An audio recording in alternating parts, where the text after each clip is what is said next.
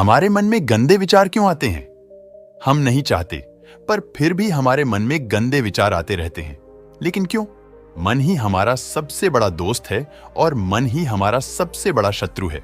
जब हम अपने मन के हिसाब से चलते हैं तो मन हमें भटका देता है, और जब हम मन को संतुलित कर लेते हैं तो हम अपनी जिंदगी में सब कुछ कर लेते हैं। हम हमारे मन में आने वाले गंदे विचारों को रोकने की कोशिश करते हैं, पर जितना हम रोकते हैं उतने ही यह विचार हमारे अंदर प्रवेश करते जाते हैं। आप जिस चीज से जितना दूर भागोगे उतना ही वह चीज आपको अपने पास लेगी। इसीलिए उस चीज से भागो मत, उस पर संतुलन कायम करो। एक बार एक युवक गौतम बुद्ध के पास आया और गौतम बुद्ध से बोला कि हे बुद्ध, मेरे मन में इतने गंदे विचार क्यों आते हैं? मैं नहीं चाहता कि मेरे मन में गंदे विचार आए, पर मेरे मन में हमेशा काम वासना के विचार चलते रहते हैं और मैं इनके बारे में सोच सोचकर बहुत परेशान रहता हूं। मेरी ऊर्जा और समय यह सब सोचने में ही नष्ट हो जाता है, और इन सब के विचारों की वजह से मैं कभी भी शांत नहीं रह पाता और मैं हमेशा ही स्त्रियों को देखकर मोहित हो जाता हूं, अपने आप को रोक ही नहीं पाता। बुद्ध मुस्कुराए और उन्होंने उस युवक से पूछा, क्या तुम्हें पता है ये काम वासना होती क्या है? फिर लड़के ने उत्तर दिया और कहा, बुद्ध, मैं यह तो नहीं जानता कि काम वासना होती क्या है, पर हां, ये जो भी है बहुत बुरी चीज है। फिर बुद्ध ने उस युवक से कहा कि सबसे पहले तो तुम्हें यह समझना है कि प्राकृतिक रूप से जो भी चीज हमारे अंदर है वह बुरी नहीं है। हमारे जीवन में उसकी कुछ ना कुछ जरूरत है। वासना कोई बुरी बात नहीं है। ये तो हमारे मन की एक भावना है जो हमें किसी ना किसी चीज की कमी का एहसास करवाती है, और फिर हम उस चीज को पाने के लिए उस चीज की तरफ आकर्षित हो जाते हैं। जैसे अगर तुम्हारे पास धन की कमी है तो तुम में धन पाने की वासना उत्पन्न हो जाएगी। तो वासना कुछ और नहीं, बस एक प्रकार की कमी है, जो कि एक प्रकार की जरूरत का एहसास है, और जब यह जरूरत शारीरिक हो तो हम इसे काम वासना कह देते हैं। युवक ने गौतम बुद्ध को कहा कि बुद्ध, मुझे काम वासना का मतलब तो समझ में आ गया, पर आप मुझे यह बताइए कि यह हाथी कहां से है और कैसे आती है? फिर गौतम बुद्ध ने कहा कि काम वासना कहीं से आती नहीं है, यह तो हमारे अंदर ही होती है और इसका होना तो जरूरी भी है, तभी तो मानव जाति का विस्तार होगा। युवक ने कहा, जब यह हमारे अंदर ही है और जरूरी भी है तो फिर लोग इसे गलत क्यों बोलते हैं? बुद्ध ने कहा कि यही तो समस्या है। लोगों ने काम वासना को गलत तरीके से सोच लिया है, इसे छिपाने की, दबाने की कोशिश करते हैं। काम वासना गलत नहीं है, बल्कि काम वासना का गलत तरीके से प्रयोग करना गलत बात है। लोग जिससे प्रेम करते हैं बस उसी के लिए जीने लग जाते हैं, उसे पाना ही अपना लक्ष्य बना लेते हैं और उसी के बारे में हमेशा सोचते रहते हैं, पर यह सब गलत है। बुद्ध ने युवक से कहा, क्या तुम्हें पता है जानवरों में भी काम वासना होती है? युवक ने उत्तर दिया, हां बुद्ध, जानवरों में भी काम वासना होती है, क्योंकि जानवर भी तो आखिर अपनी पीढ़ी को आगे बढ़ाएंगे। बुद्ध ने कहा, तो फिर हम जानवरों की काम वासना को गलत क्यों नहीं कहते? युवक ने कहा, मुझे नहीं पता महात्मा, आप ही मुझे बताइए। गौतम बुद्ध ने कहा कि जानवर अपनी काम वासना का प्रयोग आनंद प्राप्ति के लिए नहीं करते, वह तो सिर्फ संतान उत्पन्न करने के लिए काम वासना का उपयोग करते हैं। जानवरों को प्रकृति ने इतनी समझ नहीं दी कि वह काम वासना को अपने सुख का आधार बना सके, जबकि मनुष्य अपनी समझ के बलबूते पर प्रकृति में पाए जाने वाली प्रत्येक वस्तु को अपने सुख के लिए अपने प्रयोग करता है। हम इंसानों ने ही काम वासना को अपने सुख का साधन बना लिया है, जबकि प्रकृति ने तो हमें अपने वंश को आगे बढ़ाने के लिए दिया था, लेकिन इंसानों ने इसे अपने जीवन का परम लक्ष्य बना रखा है, और इस तरह से काम वासना का बेलगाम हो जाना गलत है। युवक ने मुझसे पूछा, महात्मा जी, यह काम वासना हम पर हावी क्यों होती है? क्यों ये बेलगाम हो जाते हैं? तब गौतम बुद्ध ने कहा कि सुनो, अब जो मैं तुम्हें बताऊंगा उसे तुम ध्यान पूर्वक सुनना। काम वासना का सारा खेल तुम्हें समझ आ जाएगा, तुम्हें तुम्हारे सारे सवालों का जवाब मिल जाएगा, बस तुम्हें ध्यान से सुनकर समझना है। फिर गौतम बुद्ध युवक को बताना शुरू करते हैं। एक बार की बात है, एक आश्रम में गुरु और उनके शिष्य रहा करते थे, जिससे रोजाना आश्रम के बाहर स्थित गांव में दीक्षा लेने के लिए जाते थे। उसी आश्रम का एक शिष्य जिस गांव में दीक्षा लेने जाता था, उसी रास्ते में एक नदी पद्धति थी जिससे रोज उसी रास्ते से दीक्षा लेने जाता था। एक दिन उसने देखा कि एक लड़का पेड़ के पीछे छिपा है। वह उस लड़के के पास गया और उसे जाकर बोला, भाई, तुम इस पेड़ के पीछे छिपकर क्या देख रहे हो? लड़के ने कहा, अरे तुम्हें नहीं देख रहा क्या कि मैं क्या देख रहा हूं? तब शिष्य ने नदी की तरफ देखा तो वहां पर कुछ लड़कियां पानी भर रही थी। वो लड़कियां 14-15 साल की होगी। तब उसने उस लड़के से कहा, अरे भाई, वहां पर तो लड़कियां पानी भर रही हैं, इसमें छिपकर देखने वाली क्या बात है?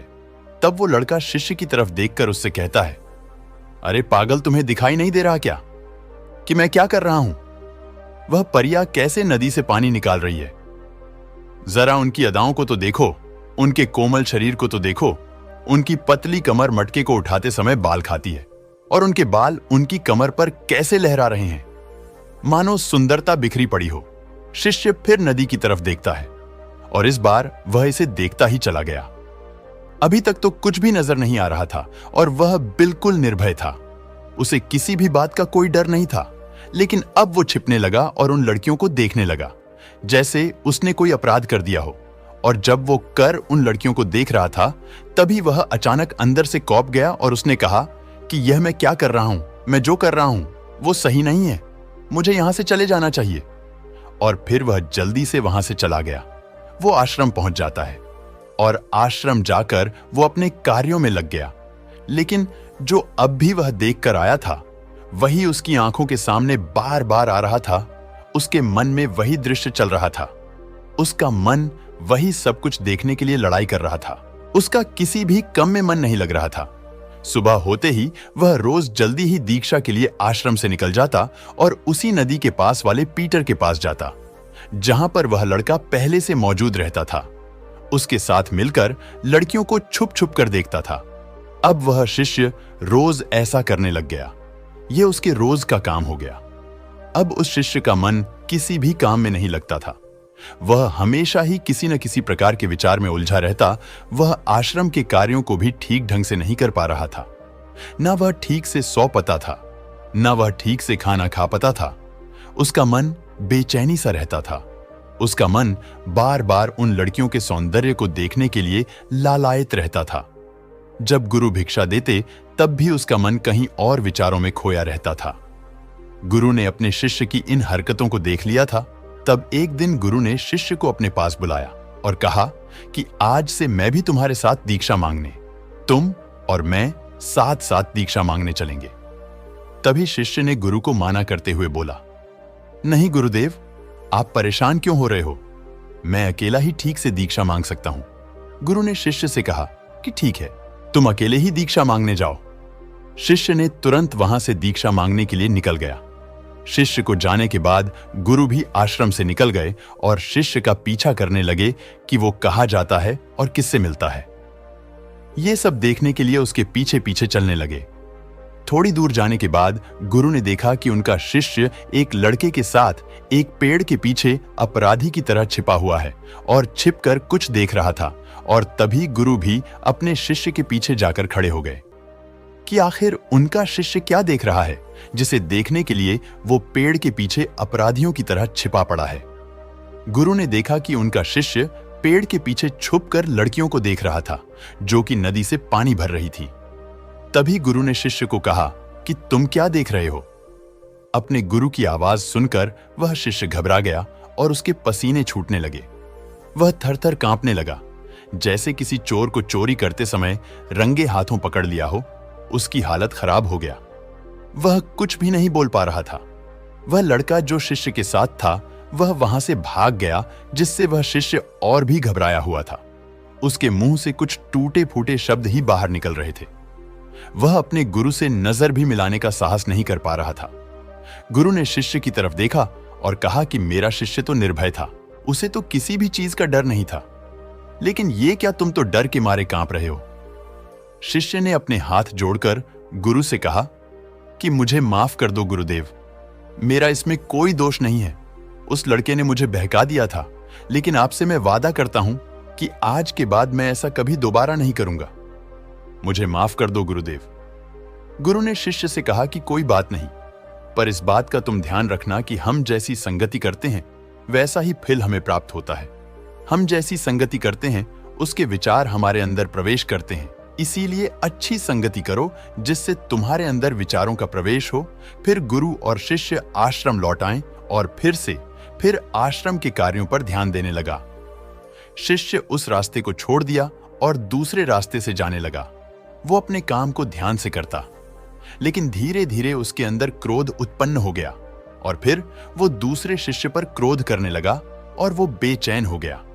अब वो सही समय पर भोजन भी नहीं करता था।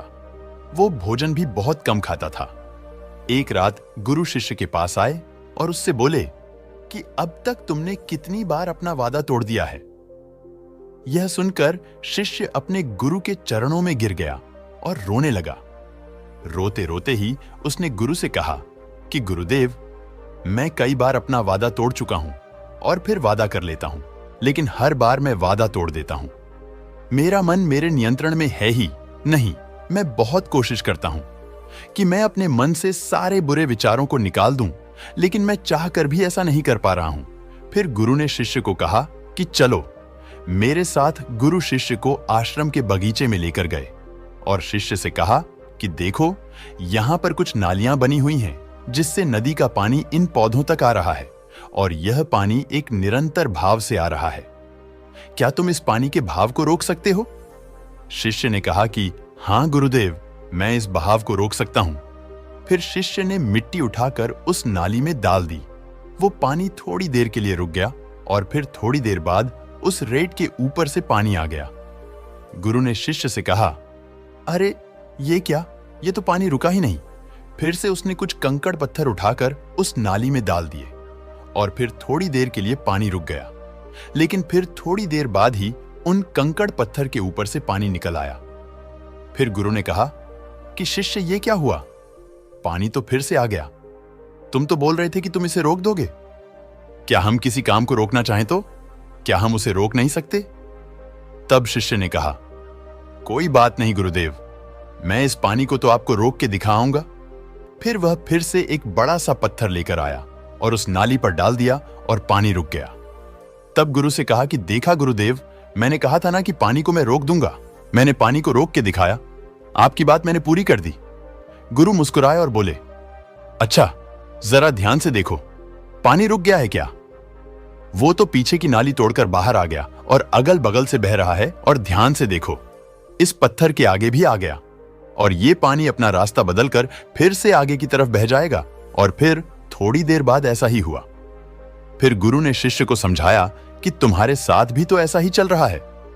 तुम बार बार प्रयास कर रहे हो, बड़े से बड़ा प्रयास कर रहे हो, पर हर बार तुम्हारा प्रयास टूट रहा है और यह हमेशा टूटता ही रहेगा।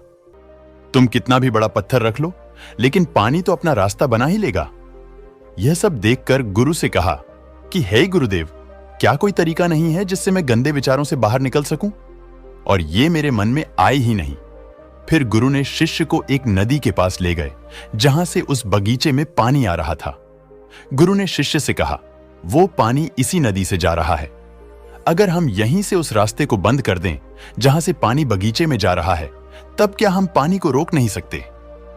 शिष्य ने कहा कि हां गुरुदेव, अवश्य ऐसा हो सकता है। मैं इस पानी को यहीं से बंद कर देता हूं, तब आगे की नाली में पानी जाएगा ही नहीं और फिर बगीचे में पानी जाएगा ही नहीं। और फिर से इन्होंने नदी से जाने वाले रास्ते को बहुत मेहनत करके पत्थर और मिट्टी डाल डालकर बंद कर दिया और गुरु से कहा कि गुरुदेव, मैंने पानी को बंद कर दिया है, अब यह पानी बगीचे में जाएगा ही नहीं।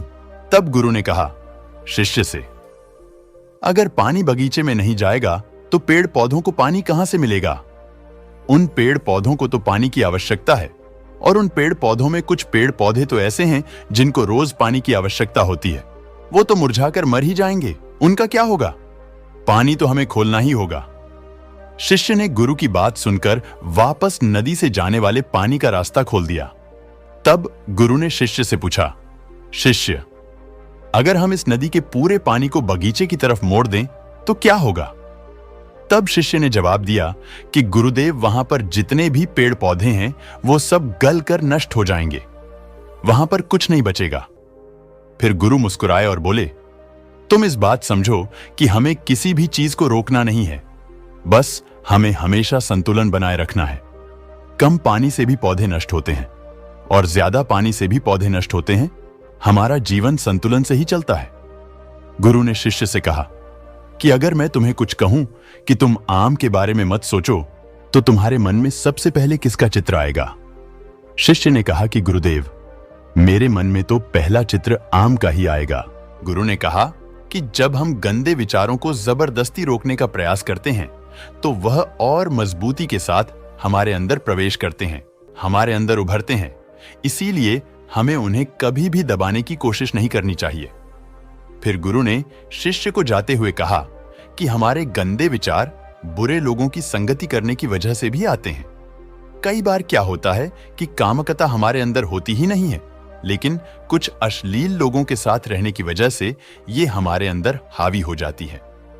फिर शिष्य ने कहा कि गुरुदेव, आप सही कह रहे हैं, मैं अपने मार्ग से भटक गया था। फिर वो शिष्य उस रात बहुत ही चैन की नींद सोया। सुबह अपने कार्यों को पूरे मन से किया और फिर सुबह वो दीक्षा लेने के लिए उसी रास्ते से गया जहां वह लड़का आज भी पेड़ के पीछे छुपकर उन लड़कियों को देख रहा था। वह शिष्य नदी पर गया जहां वह लड़कियां पानी भर रही थीं। उसने उन लड़कियों से पानी मांगा। उन लड़कियों में से एक लड़की ने उसे पानी पिलाया और उस सन्यासी शिष्य के चरण छुए। शिष्य ने उसे आशीर्वाद दिया कि तुम्हारा कल्याण हो। शिष्य का मन सकारात्मक ऊर्जा से भर गया। उसके चेहरे पर मुस्कान आ गया, जैसे कि उसे कुछ खोया हुआ वापस मिल गया हो। वह वापस अपने रास्ते से जाने लगा कि तभी पीछे से वह लड़का आ गया जो पेड़ के पीछे छुपा हुआ था। वह शिष्य के पास आया और बोला कि क्या बात है, आज तो तुमने नजदीक से दर्शन कर लिए, तुम तो मुझसे भी आगे निकल गए। तब शिष्य ने कहा कि हम हमेशा दूसरे के दर्शन करने में ही व्यस्त रहते हैं, अपने दर्शन कर ही नहीं पाते। तुम कब तक इस पेड़ के पीछे छुपाते रहोगे? किसी को पसंद कर लो, उससे बोल दो। अगर वो भी तुम्हें पसंद करती है तो शादी कर लो, और उससे पहले तुम कुछ बन जाओ। अपने आप को पहचान लो, ऐसे अपना समय बर्बाद मत करो। फिर वह लड़का रोज उसे मिलने लगा और उस लड़के ने नदी पर जाना छोड़ दिया। और फिर वो लड़का अपने जीवन में कुछ बनने के लिए संघर्ष करने लगा। तो तुमने देखा संगति का असर क्या होता है। अपनी संगति बदलो, अपने विचार बदलो। बुद्ध ने युवक से पूछा कि क्या तुम्हें तुम्हारे सारे सवालों का जवाब मिल गया? तब युवक ने कहा कि हाँ महात्मा जी, आपका बहुत बहुत धन्यवाद। तब गौतम बुद्ध ने युवक से कहा कि जब तुम्हारे मन में गंदे विचार आए, तब आप अपने आप को दोषी मत मानो। यह शरीर है और यह सब इसने हजारों वर्षों से सीखा है। एक केवल तुम्हारे सोच लेने से, शपथ लेने से ये टूटने वाला है नहीं, लेकिन तुम्हारे पास वो शक्ति है, वो ऊर्जा है जिसका तुम्हें संतुलन उपयोग करना है। तुम एक जीवित ऊर्जा हो जो कुछ भी अनुभव करने के लिए स्वतंत्र है, जो निर्माण करने के लिए स्वतंत्र हैं। इसीलिए तुम अपने आप को पहचानो। इस कहानी से हमें यह सीख मिलता है कि हमारे विचारों का महत्व कितना अधिक होता है। हमारे विचार ही हमारे भविष्य की दिशा को निर्धारित करता है। हमें सकारात्मक विचारों को अपने मन में पूरी शक्ति के साथ अपनाना चाहिए ताकि हम सही दिशा में आगे बढ़ सके।